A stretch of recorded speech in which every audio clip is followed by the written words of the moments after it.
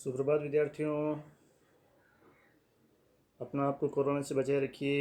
अपने गली मोहल्ले पड़ोस सब जगह सोशल डिस्टेंसिंग, मास्क वियरिंग और सैनिटाइजर के प्रति, हाथ धोने के प्रति जागरूकता फैलाते रहिए। स्वयं भी मास्क लगाइए। परिवारजनों को, मोहल्ले में गांव वालों को इसके लिए प्रेरित करिए और कोरोना से बचे रहिए।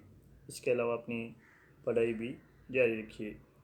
आज का हमारा जो ये ऑनलाइन वीडियो है वो BA पाठ द्वितीय वर्ष इतिहास के द्वितीय प्रश्न पत्र से संबंधित है। पिछले वीडियो हमने किसान आंदोलन से संबंधित वीडियो थे हमारे। अब ये जनजातीय आंदोलन से संबंधित वीडियो है, जिसमें राजस्थान में गोविंद गिरी के नेतृत्व में जो भील आंदोलन चला था उसके संबंध में आज हम अध्ययन करेंगे। इससे पहले हम भीलों के बारे में थोड़ी सामान्य सी जानकारी हम ले लें। राजस्थान में विशेष तौर से मेवाड़, डूंगरपुर, बांसवाड़ा और सिरोही क्षेत्र में भील जाति अधिक संख्या में निवास करती रही है। मेवाड़ में मराठा आक्रमणों के दौरान जब शासकों की शक्तिहीनता स्पष्ट हुई, तब भोमट प्रदेश के भील सरदारों ने लूटपाट करके अपना जीवन बिताना शुरू किया था और एक प्रकार से वे सुरक्षात्मक कर बोलाई भी व्यापारी काफिलों से वसूल किया करते थे। बाद में मेवाड़ भील को स्थापित करके भीलों को सैनिक सेवा में लेने का प्रयास किया गया और विभिन्न सुधार कार्य उनके मध्य एक प्रकार से स्थापित हुए, जिसमें डाकन प्रथा पर रोक इत्यादि चीज़ें थी। भीलों का जो जीवन था वो विशेष तौर से वनों और वनों से संबंधित उपज पर निर्भर हुआ करता था। महुआ का जो पेड़ है उनके लिए काफ़ी एक प्रकार से आर्थिक जीवन का आधार था, जिससे वो शराब भी बनाया करते थे। लेकिन और गोंद वगैरह, खेर, कत्था इत्यादि से वो बेच करके अपनी जीविका चलाया करते थे। मगर अंग्रेजी आधिपत्य के पश्चात भीलों द्वारा शराब बनाने पर रोक लगा दी गई और भीलों के सामाजिक जीवन में भी सरकार का हस्तक्षेप बढ़ा। 1881 ईस्वी में जनगणना को लेकर के अफवाहें फैली तो भीलों ने विद्रोह भी किया, जिसे सख्ती से दबा दिया गया था और भील क्षेत्रों में शांति स्थापित करने के लिए मेवाड़ दरबार और अंग्रेज प्रशासन की ओर से अनेक रियायतें भी भीलों को दी गई थी और कभी कभी उनके ऊपर सख्ती का प्रयोग भी किया गया था। फिर हम देखते हैं गोविंद गिरी के नेतृत्व में जो भील आंदोलन हुआ था वो किस प्रकार था। तो हम सबसे पहले गोविंद गिरी का परिचय देखें तो गोविंद गिरी का जन्म 1858 ईस्वी में डूंगरपुर के बेड़सा गांव में एक बंजारा परिवार में हुआ था। भरी जवानी में जब उनकी पत्नी और पुत्रों की डेथ हो गई तो अध्यात्म की ओर उनका रूप हो गया, सन्यासी बन गए थे और कोटा बूंदी अखाड़े के साधु राजगिरी के शिष्य बनकर बेड़सा में उन्होंने अपनी धुनी स्थापित कर दी थी। गोविंद गिरी स्वामी दयानंद सरस्वती और 1857 क्रांति से काफ़ी प्रभावित थे। उन्होंने अपने उपदेशों में समाज एवं धर्म सुधार के कार्यों को प्राथमिकता दी। गोविंद गिरी भीलों में अलग जगाने वाले एक प्रथम नेता हम इन्हें कह सकते हैं और राजस्थान में स्वदेशी आंदोलन का प्रणेता भी हम इनको मान सकते हैं। इन्होंने भगत आंदोलन को भीलों में लोकप्रिय बनाया और उनमें भीलों को शराब एवं मांस का सेवन नहीं करने, हत्या, व्यभिचार आदि से दूर रहने, धन लोलुप नहीं बनने, माता पिता की आज्ञा मानने, झूठी गवाही नहीं देने और ईश्वर में आस्था रखने वाले इत्यादि छोटे छोटे सुधार कार्यों से इन्होंने अपने एक प्रकार से भीलों में सामाजिक धार्मिक सुधार की शुरुआत इन्होंने की। 1883 में संत सभा की स्थापना इनके द्वारा की गई, जिनके द्वारा भीलों में सामाजिक और राजनीतिक चेतना जागृत हो सके। इन्होंने संत सभा के कुछ नियम भी बनाए थे जो भीलों के लिए थे, जैसे नित्य स्नान करना, यज्ञ एवं हवन करना, शराब नहीं पीना, मांस नहीं खाना, चोरी लूटपाट नहीं करना, मेहनत करके खेती मजदूरी से अपना परिवार पालना, बच्चों को पढ़ाना, पंचायत सरकारी अदालतों में नहीं जाकर के पंचायतों के माध्यम से अपने झगड़ों का फैसला करना, राजा जागीरदार या अन्य सरकारी कर्मचारियों की को बेगार नहीं देना, अन्याय को सहन नहीं करना और स्वदेशी वस्त्रों का उपयोग करना इत्यादि थे। गोविंदगिरी ने सामाजिक सुधार कार्यों में जिनका क्षेत्र था, इस कारण वह बांसवाड़ा डूंगर पर गुजरात के भील क्षेत्रों में काफ़ी लोकप्रिय हो गए थे और भीलों ने इनके प्रभाव में आकर के जागीरदारों एवं सरकारी कर्मचारियों की बेगार करना बंद कर दिया था, जिससे जागीरदार एवं शासक काफ़ी चिंतित भी हुए और उन्होंने भीलों की समस्याओं के समाधान करने के स्थान पर उन्होंने भीलों को सख्ती से कुचलने का प्रयास किया।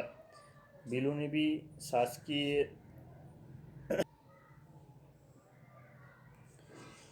1910 ईस्वी में गोविंदगिरी के नेतृत्व में ईडर में पालपट्टा के ठाकुर के विरुद्ध भीलों ने जब आंदोलन किया, तब उन्होंने ठाकुर को अपनी मांगें मनवाने के लिए बाध्य किया और इस आंदोलन से भीलों में एक प्रकार से शासकीय अत्याचारों के विरुद्ध जागृति पैदा हुई। 1911 में गोविंदगिरी ने बेड़सा में भगत पंथ की स्थापना की और भीलों में धार्मिक जागृति के लिए उन्होंने भील बाहुल्य गाँवों में धूनियाँ स्थापित की और उनके लिए धूनी की सुरक्षा के लिए कोतवालों की नियुक्ति भी की। कोतवाल एक प्रकार से उनके पारस्परिक झगड़ों का निपटारा भी किया करते थे। बेड़सा जो है इस प्रकार भील गतिविधियों का केंद्र बन गया था और आसपास के जो लोग थे वो अपनी समस्याओं के समाधान के लिए बेड़सा आते थे और गोविंदगिरी से सलाह मशविरा किया करते थे। अप्रैल 1913 में डूंगरपुर राज्य ने गोविंदगिरी को गिरफ्तार कर लिया, मगर 3 दिन बाद ही उन्हें मुक्त करना पड़ा, लेकिन उन्हें डूंगरपुर राज्य की सीमा से बाहर जाने के आदेश शासन द्वारा दिए गए। गोविंदगिरी ईडर राज्य से बाहर चले गए, मगर जब वहाँ की सरकार ने उसे गिरफ्तार करना चाहा तो वह बांसवाड़ा एवं सूंठ राज्यों की सीमा पर स्थित मानगढ़ पहाड़ी को उन्होंने अपना निवास या अपना ठिकाना बनाया।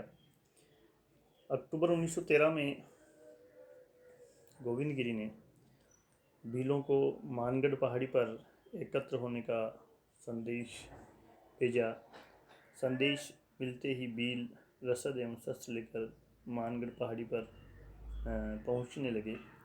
भीलों की इन गतिविधियों से बांसवाड़ा एवं ईडर के शासक काफ़ी डर गए थे, तो उन्हें लगा कि कहीं गोविंदगिरी जो है उनके शासन के लिए खतरा पैदा नहीं कर दे, इसलिए उन्होंने तत्कालीन एजीजी से गोविंदगिरी को गिरफ्तार करने एवं भीलों के संगठन को समाप्त करने की अपील की। फलस्वरूप एजीजी के निर्देश पर 10 नवंबर 1913 तक मेवाड़ भील कोर, राजपूत रेजिमेंट, पलेजली राइफल्स एवं जाट रेजिमेंट के सैनिकों ने मानगढ़ पहाड़ी को चारों ओर से घेर लिया। अंग्रेज अधिकारी गोविंदगिरी से मिलना चाहते थे। 12 नवंबर 1913 को गोविंदगिरी ने अपने प्रतिनिधि के आत्मिक पत्र भेज करके उसे अंग्रेज़ों से वार्ता के लिए भेजा, जिसमें कुछ मांगे थी गोविंदगिरी की, जैसे गोविंदगिरी की धूनियों को पुनः स्थापित किया जाना, उसके शिष्यों को दर्शनार्थ आने के लिए नहीं रोका जाना, बिलों से बेगार नहीं लेना, वनों की उपज का बिलों को निःशुल्क अधिकार होना, भू राजस्व पुरानी प्रथा के अनुसार ही वसूलना और बिलों पर अत्याचार नहीं किया जाए इत्यादि थे।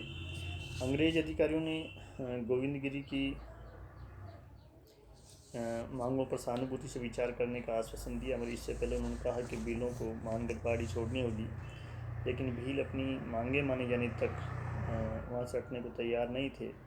अतः 17 नवंबर 1913 को अंग्रेजी सेना ने मानगढ़ पहाड़ी पर एक प्रकार से जो भील एकत्र थे उन पर आक्रमण कर दिया। भीलों ने साहसपूर्ण ढंग से मुकाबला किया, मगर भयंकर नरसंहार के बाद उन्होंने आत्मसमर्पण कर दिया। 1500 भील कांड में हताहत हुई। गोविंदगिरी को गिरफ्तार करके अहमदाबाद भेज दिया गया। संत सभा को अवैध घोषित कर दिया गया। अंग्रेजी सेना ने सख्ती से भीलों को कुचलकर भील क्षेत्रों में एक प्रकार से आतंक स्थापित कर दिया था। गोविंदगिरी को भी विशेष न्यायालय ने मौत की सज़ा सुनाई, लेकिन अहमदाबाद उच्च न्यायालय ने उनकी सज़ा को आजीवन कारावास में परिवर्तित कर दिया। गोविंद गिरी को सज़ा पूरी होने से पूर्व ही 1920 ईस्वी में जेल से रिहा कर दिया, लेकिन उनके बांसवाड़ा, सूरत एवं ईडर राज्यों में जाने पर प्रतिबंध लगा दिया गया। उन्होंने अपना शेष जीवन गुजरात में कंबोई नामक स्थान पर व्यतीत किया। इस प्रकार ये मानगढ़ हत्याकांड के बाद भीलों के ऊपर जो दमन किया गया मानगढ़ में, उससे भील आंदोलन थोड़े समय के लिए दब तो गया था, लेकिन इसके एक दूरगामी परिणाम प्रकट हुए। इस गोविंद गिरी के इस सामाजिक धार्मिक सुधार जागरण ने भीलों में जो चेतना जागृत की, वो शासकीय दमन के बावजूद भी समाप्त नहीं हो पाई।